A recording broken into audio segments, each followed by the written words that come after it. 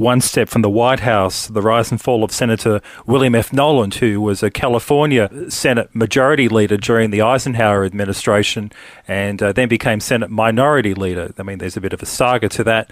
But the thing was that even though you had the Republicans controlling all aspects for the first time since around the Hoover years, you could say, the situation was that even William F. Nolan was butting heads. So I'm not trying to sound defeatist here, John, but sometimes even if you do get the clean sweep, you can also butt heads at the same time. Yeah, that's the problem we run into where the group that gets in power realizes how much fun it is to be in charge in Washington, D.C. I guess that's what you're referring to, right?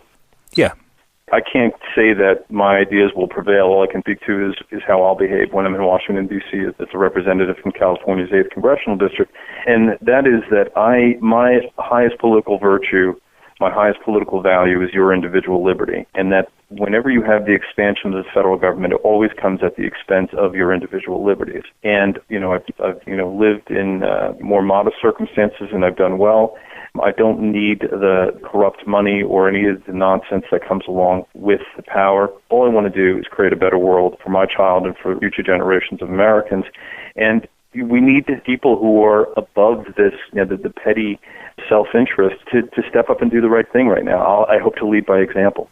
The State of the Union saw a public glimpse of a different Obama adopting a policy of bipartisanship and reaching out to Republicans. And this is a subject which is starting to sort of get a bit more interest now. The day after the State of the Union, Obama appeared at the Republican congressional retreat in Maryland and he took question and answers.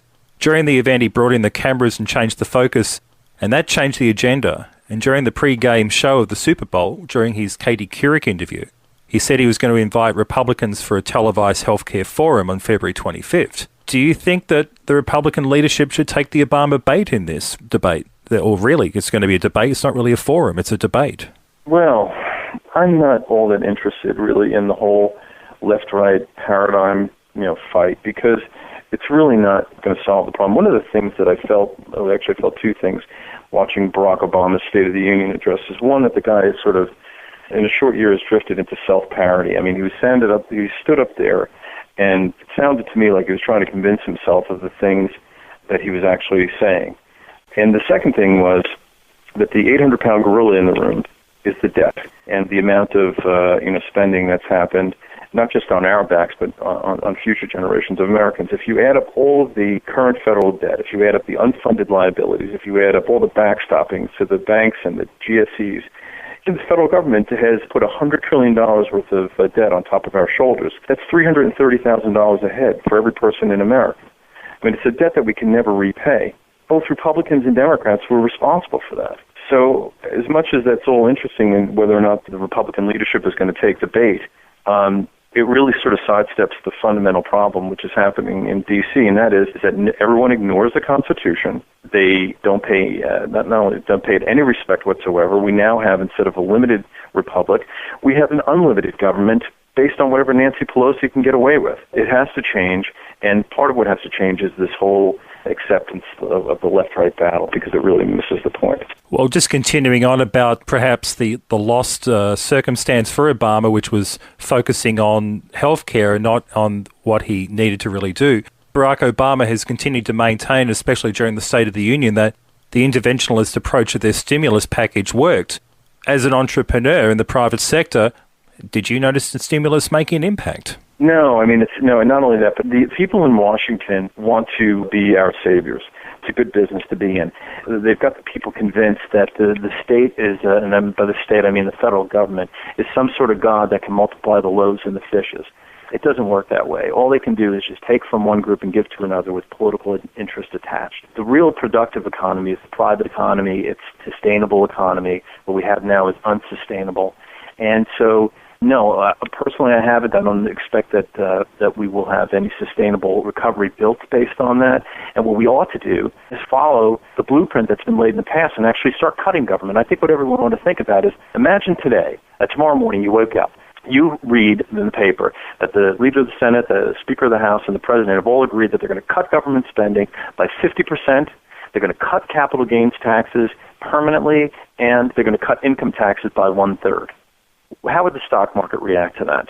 And the stock market is a future barometer of what business activity is going to be. What do you think the job market would turn into in a relatively short time? And I ask these questions because I want people to think about the real question, which is why aren't we doing that? And that's the ideology that Barack Obama and the rest of Washington, D.C. has to absorb. They've got to internalize. They've got to understand that they're just making a mess of things. Let's go over some of the statements you've placed on your website, because you've got a number of platforms which you've made statements on, but there's one I'd like to sort of go over first, and that's on the topic of energy independence, where you say, quote, "The quest for energy independence is also a form of protectionism. Often overlooked in the discussion of energy independence is the question, why? Why can we not trade for energy just like we trade for other products, services and commodities in the global market?" Aside from environmental considerations, a common answer is that why are we buying from countries that don't like us very much? Again, another question, why don't they like us very much? And one more question, if they did like us, would we need energy independence, unquote? John, I'm thinking here you've opened up a real Pandora's box of a topic, because it really moves beyond the happy driving, hybrid, holding each other's hands and singing Kumbaya. The right does have a united front and agreement on energy independence with the left, but their motivation is to stop trading with our enemies. Where do you think this next step in the debate is going to be? Well, I'm just one voice out there. I'd like to challenge people to consider their assumptions. I mean, we're constantly bombarded with this idea of we need independence from foreign oil. I mean, I can remember Jimmy Carter talking about it. It's 35 years ago. Yeah, I mean, this has been going on for a long time. And yet we have this global marketplace. And why can't we get our energy needs from the sources from which we need them? And it creates a whole foreign policy problem. Where is this debate going? I don't know. I mean, I think the quest for a domestic source of energy is going to be an excuse for a lot more government intervention in that market, and you're going to see lots of government money wasted and given to the friends of people in power for the quest for this independence. And I think we have to challenge that quest in the first place. I'm curious in knowing this, John, because you're running in San Francisco, an electorate that hedges a lot of interest on green energy, did that influence you in having to present an energy independence platform on your campaign? No, San Francisco, I don't think it would matter what part of the country I lived in. I would present the same issue because it's a national matter. So, no, I don't think being in San Francisco had any impact on that. I had the good fortune to speak to Senate candidate Chuck DeVore for an early edition of Solid Principles, and he made the comment that California seems to force green energy only coming from wind and solar, and by doing so it places us on track to repeat the folly of Spain's experience with green energy. Do you share that sentiment towards California's obsession for green energy? Do you think it's heading on that pathway? Yeah, I mean, I want to start off by addressing that question by saying that I think everyone, at least most reasonable people, share the same goals. We want to leave the earth in a better place than we found it. We want to we want to live in a clean environment. We want our children and our families to live in a clean environment. The question is, what's the best way to achieve that end? And I think that the answer so often for governments is to use it as an excuse to control more resources. But if you look at the history of governments achieving anything relative to any environmental objectives, they're not impressive achievements. And in the meantime, we're wasting valuable resources trying to achieve something that's most likely going to be achieved by the private sector anyway. So, again, I just find this to be a hot-button item that people who are in power are trying to use to have resources diverted in their direction. Well, now on to healthcare. You state on your website, quote, "Currently about 60 cents of every healthcare dollar goes through the government. If you think healthcare is expensive, when the government is involved, 60 cents on the dollar, wait until it's 100 cents on the dollar," unquote. Now, may I ask, if you become Congressman Dennis, would you vote for healthcare reform in its current form introduced by the Democratic caucus? No. Why so? Well, personal experience again. I mean, when I was a kid growing up in the projects, I remember doctors making house calls.